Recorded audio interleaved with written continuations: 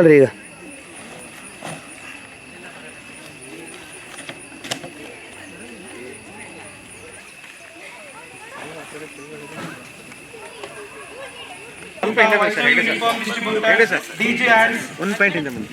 ಗ್ರಾಮ ಪಂಚಾಯಿತಿ ಶಂಕರವಲಯ ಅರಣ್ಯ ಸಾಮಾಜಿಕ ವಲಯ ಅರಣ್ಯ ಅರಣ್ಯ ವ್ಯಾಪ್ತಿಯಲ್ಲಿ ಆಯೋಜನೆ ಮಾಡಿದ್ದೀವಿ.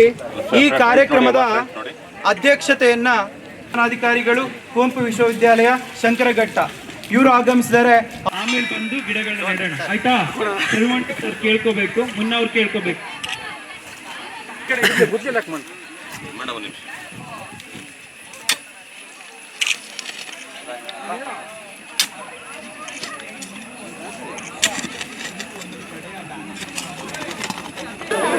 ಓಪನ್ ಆಯ್ತು ಓಪನ್ ಆಗಿ ಅಲ್ಲೋ ಅಪ್ಪೆ ಅಲ್ಲೋ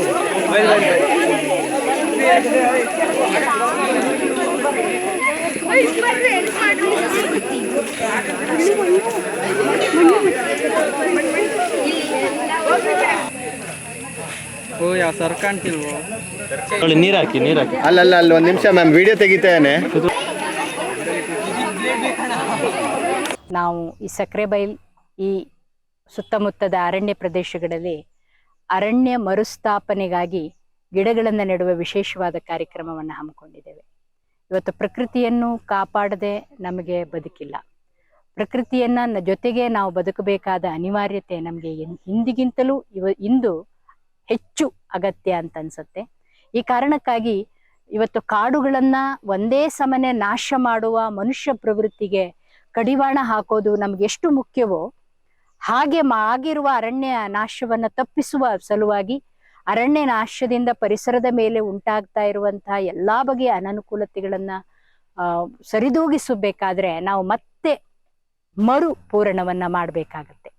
ಆ ದೃಷ್ಟಿಯಿಂದ ಅರಣ್ಯದಲ್ಲಿಯೇ ಗಿಡಗಳನ್ನು ನೆಡುವ ಒಂದು ವಿಶೇಷವಾದ ಕಾರ್ಯಕ್ರಮವನ್ನ ATNCC ಕಾಲೇಜಿನ ಎಲ್ಲ ವಿದ್ಯಾರ್ಥಿಗಳು ಮತ್ತು ಪೆಸಿಟ್ ಕಾಲೇಜಿನ ವಿದ್ಯಾರ್ಥಿಗಳು ಸೇರಿ ಇಲ್ಲಿ ಮಾಡಿದ್ದೇವೆ.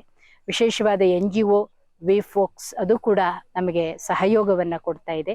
ಸುಮಾರು 150 ಮಕ್ಕಳು ಈ ಪ್ರದೇಶದಲ್ಲಿ ಇವತ್ತು ಬಂದು ಬೆಳಗಿನಿಂದ ಸಂಜೆಯವರೆಗೆ ಸುಮಾರು 500ಕ್ಕೂ ಹೆಚ್ಚು ಗಿಡಗಳನ್ನು ನೆಡುವ ಒಂದು ವಿಶೇಷ ಯೋಜನೆಯನ್ನ ಹಾಕೊಂಡಿದ್ದೇವೆ. ಇದು ನಿಜಕ್ಕೂ ಕುವೆಂಪು ವಿಶ್ವವಿದ್ಯಾಲಯದ ಒಂದು ಹೆಮ್ಮೆಯ ಒಂದು ಕಾರ್ಯಕ್ರಮ ಅಂತಲೇ ನಾನು ಭಾವಿಸ್ತೇನೆ.